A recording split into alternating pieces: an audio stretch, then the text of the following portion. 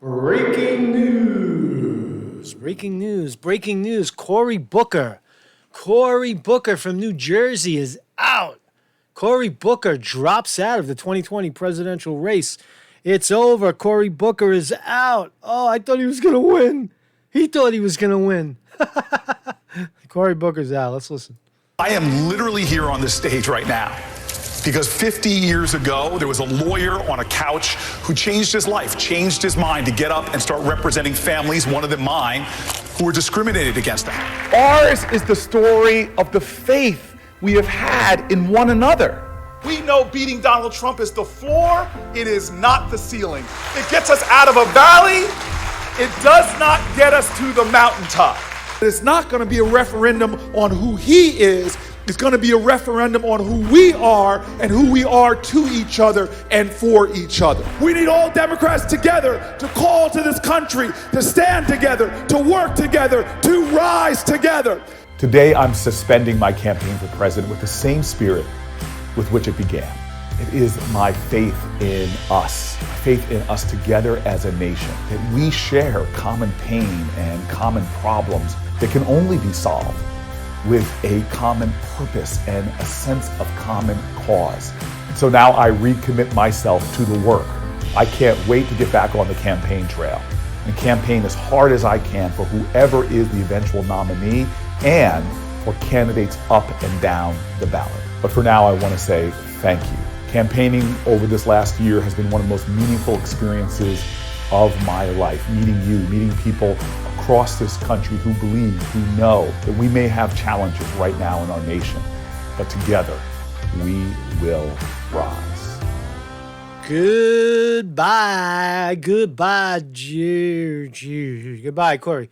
So that'll probably be the last time we see Cory Booker in the fold. Who's he going to endorse? That's the big question. The big question is, who's he going to give his big 1% to? Let's see. He was polling 2% here, fake poll 2%. Booker, fake poll 3% in Nevada, 2% in South Carolina, where all the blacks are. Where else? Booker 3%. Steyer only 2% in Iowa. Tulsi Gabbard only 2% in Iowa. Bloomberg less than a point. Booker 3% in Wisconsin. New Hampshire, he was 1%, a 1% guy. So who's he going to turn his big 1% over to, his big 2%? I would probably say, he'd probably have to say Joe Biden. So tomorrow, obviously, also Marianne Williamson also dropped out. So that's 2 down.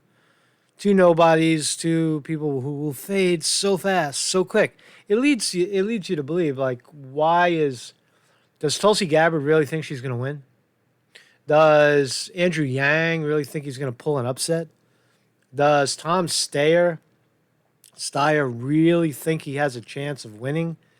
Is Amy Klobuchar going to break out? The answer is no.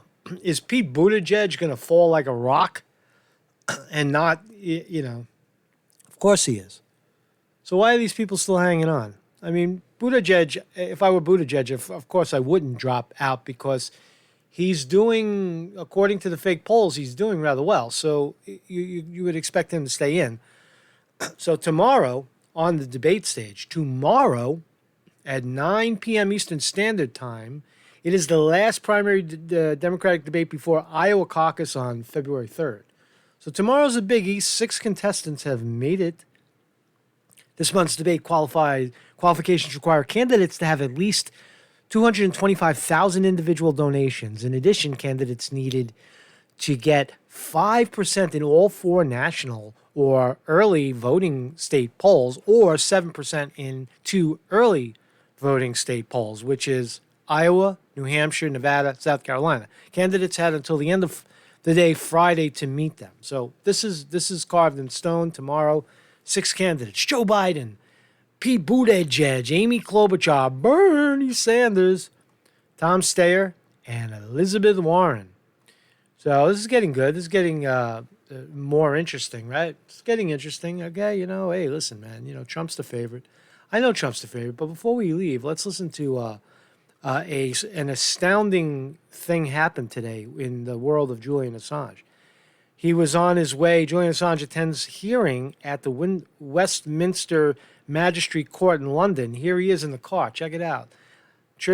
Kudos to Julian Assange. He's alive and well. Check it out.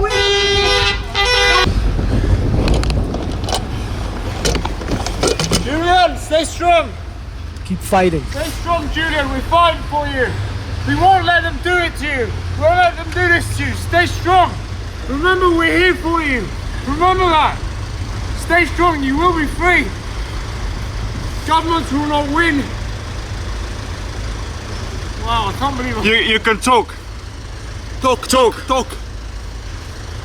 You can talk. Talk.